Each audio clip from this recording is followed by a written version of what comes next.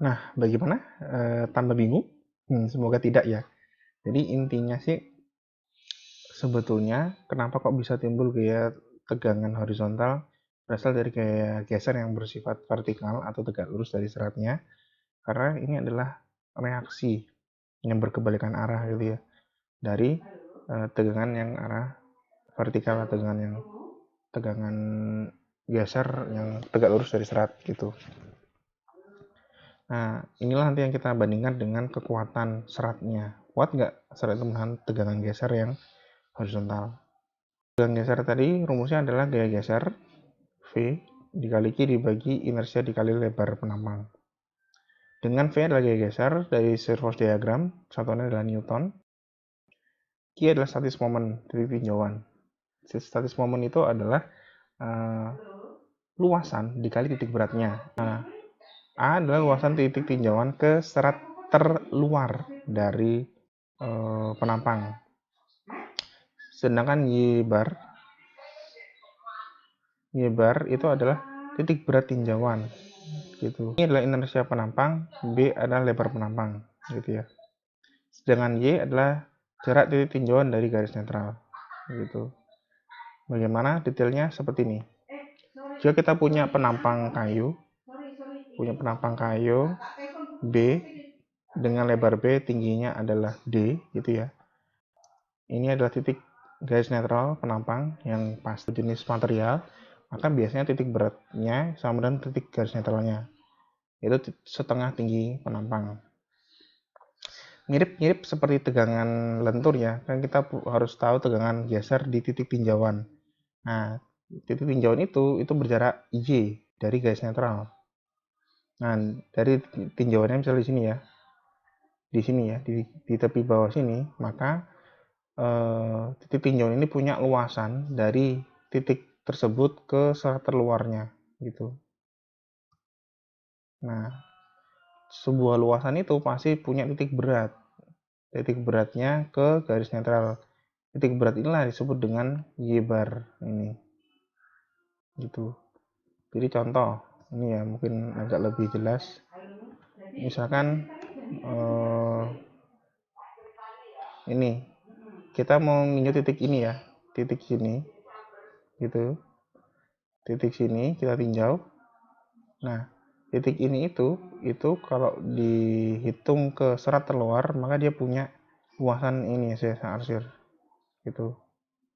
Nah, sebuah luasan pasti punya titik berat. Titik beratnya adalah setengahnya tinggi penampangnya. Dan titik berat inilah dihitung jaraknya ke garis netral. Makanya Y bar itu beda jaraknya dengan Y, lebih panjang gitu ya.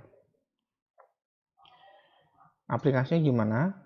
Contoh pertama, bagaimana ceritanya jika titik tinjauannya itu persis di permukaan atas ini, persis di sini, ini di serat terluar, gitu ya. Sama kayak kalau kita menghitung tegangan lentur kan Y-nya tuh jarak terluar gitu ya. Nah, bagaimana kalau di tinjauan kita di jarak terluar? Saat Y sama dengan setengah D, jadi benar-benar di ujung luar sini kan setengah D tuh ini.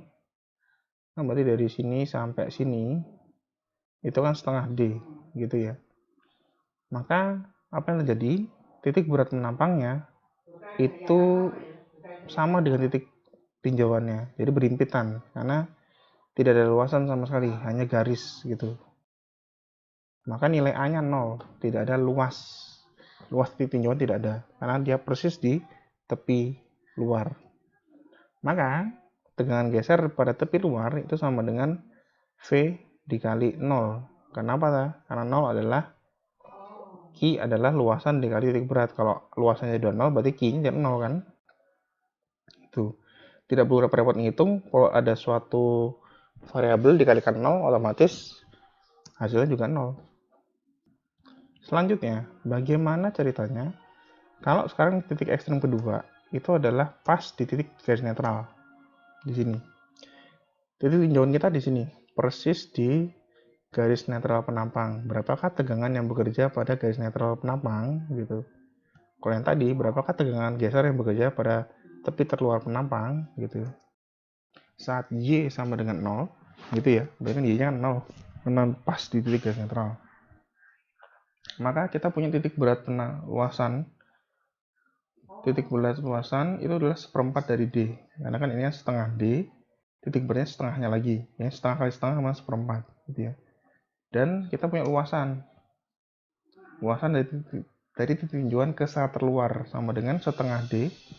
Ini kan setengah D ya, ini kan setengah D dikali B, gitu. Maka nilai Q-nya, Q A dikali Y bar sama dengan 1/8 BD kuadrat. Seperempat kali setengah kan, 1/8. Masukkan ke rumus ini, V dikali Q dibagi inersia dikali B, gitu. Maka ini bisa bertukar tempat, jadi 12/8 kan.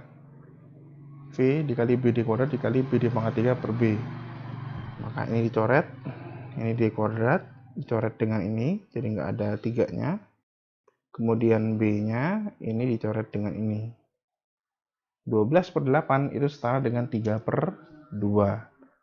12 bagi 4, 3, 8 bagi 4, 2. Itulah asal muasal kenapa kok rumusnya SN itu dari rumus ini, rumus dasarnya dari rumus ini, dari analisa tegangan bahan gitu ya. Ini rumus dasarnya.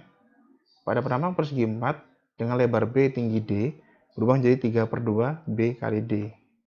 Seperti ini. Gitu. Itu ya. Itulah asal muasal kenapa kok 3/2 V dibagi BD. Seperti itu.